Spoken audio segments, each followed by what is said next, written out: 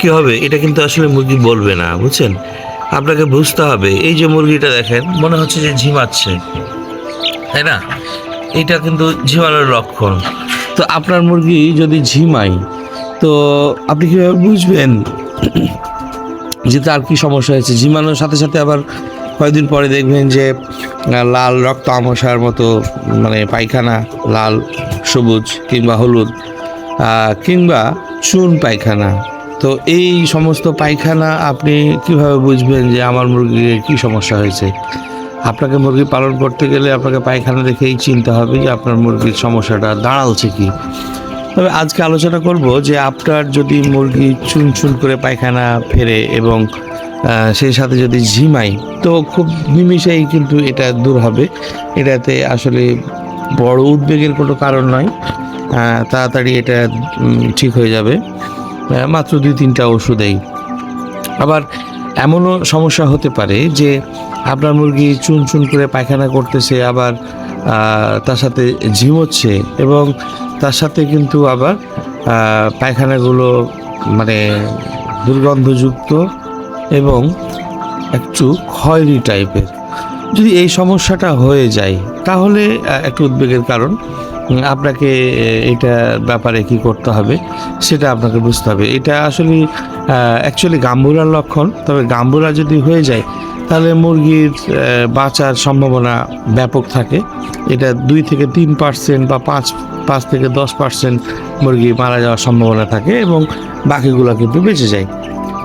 আর সেটা যদি রানীক্ষেত হতো তাহলে সেটা ভিন্ন প্রশ্ন। আজকে যেহেতু বিষয় ওইটা না, আজকে বিষয় হলো যে চুন করে পায়খানা ফেরা এবং আপনার মুরগি যদি ঝিমাই, এক্ষেত্রে কিন্তু কক্সিওডিস এটা একটা রোগের লক্ষণ। এটা হতে পারে, এটা আসলে বিরাট একটা সমস্যার বিষয় নয়। আর গাম্বুরা হলেও কোনো একটা সমস্যা নয়। তবে আসলে অ্যাকচুয়ালি গাম্বুরা হয়েছে কি না এটা আপনি কিভাবে বুঝবেন, তাই না? এই জন্য আপনাকে যে মুরগি যদি মারা যায় তাহলে সেই মুরগিকে ভেটেরিনারি কোনো হাসপাতালে বা ক্লিনিকে নিয়ে গিয়ে সেটাকে কেটে দেখতে হবে যে আসলে সমস্যাটা কী দাঁড়িয়েছে। এরপরে যথোপযুক্ত ট্রিটমেন্ট দিলেই কিন্তু সেটা ঠিক হয়ে যাবে।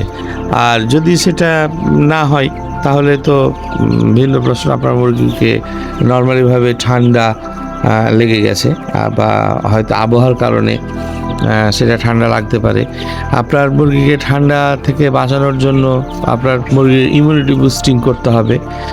দুপুরবেলাতে আপনাকে ভিটামিন সি বা রেনাসি বা যেটাই বলেন, ইলেকট্রোলাইট, স্যালাইন, সেটা কিন্তু খাওয়াতেই হবে। এটা কিন্তু খাওয়ালে কিন্তু ব্যাপক একটা কাজ হবে। দুপুরবেলাতে এটা আপনাকে খাওয়াতে হবে, সেটা চুন চুন পায়খানায় হোক আর মানে ঝিমানোই হোক। এটা একটা ওষুধ, এটাকে গুরুত্বপূর্ণ ভেবে আপনি কিন্তু দুপুরবেলাতে শুধু এটাই খাওয়াবেন। আর ঝিমানো এবং চুনা পায়খানার জন্য আপনাকে প্রাথমিকভাবে নাপা কিন্তু খুব ভালো কাজ করে। আপনি সকাল সকাল, এই যে আপনি দেখছেন না মুরগিকে আমি সকাল সকাল কিন্তু নাপা দিয়ে দিয়েছি, কি মজার ছলে, এবং সবাই আনন্দ করে দেখেন পানিগুলো খাচ্ছিল।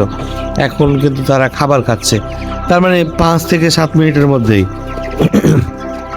একটা রেজাল্ট পাবেন। এবং তার সাথে যদি আপনি কোনো ঠান্ডার একটা ওষুধ দিতে পারেন, যেরকম ইমিটিল কিংবা ঠান্ডার যেটা মানুষ খায় সেই ওষুধগুলো যদি আপনি একটা দিতে পারেন, তাহলে কিন্তু ওই খুব দ্রুত 5 থেকে 10 মিনিটের মধ্যে আপনার মুরগির কিন্তু ঝিমানো রোগটা কিন্তু চলে যাবে।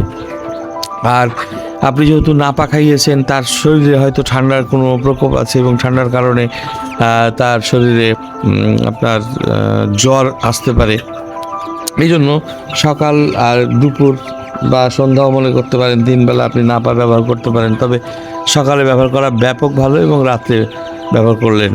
আর এই সাথে কিন্তু আপনি ওই যেটা বললাম ওষুধ, এই ওষুধ খাওয়াতে পারেন। একটা ঠান্ডার অ্যামোক্সিসিলিন কিংবা টেট্রাসাইক্লিন, এই টাইপের একটা ওষুধ আপনি তার সাথে সাথে খাওয়ালেন। এতে করে আপনার মুরগির যদি চুন চুন পায়খানা হয় সেটা কিন্তু খুব দ্রুত মানে সেরে যাবে। আবার যদি গাম্বুরার প্রকোপও হয় তবুও সেটা সেরে যাবে। আর যদি রক্ত আমাশা হয় তাহলে এমবক্স বলে একটা ওষুধ পাওয়া যায়, এইটা ওষুধ কিন্তু আপনি খাওয়াতে পারেন। এডজুরুল এই টাইপের একটা ওষুধ আছে, আমার উচ্চারণটা মনে হয় ঠিক মতো হলো না। তবে এই টাইপেরই একটা ওষুধ, সেটা আপনি রক্ত আমাশার জন্য খাওয়াতে পারেন।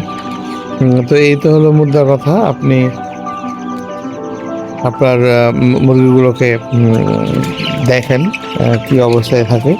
5 থেকে 10 মিনিটের মধ্যে আপনার মুরগিগুলো কিন্তু ভালো হয়ে যাওয়ার সম্ভাবনা ব্যাপক। হ্যাঁ।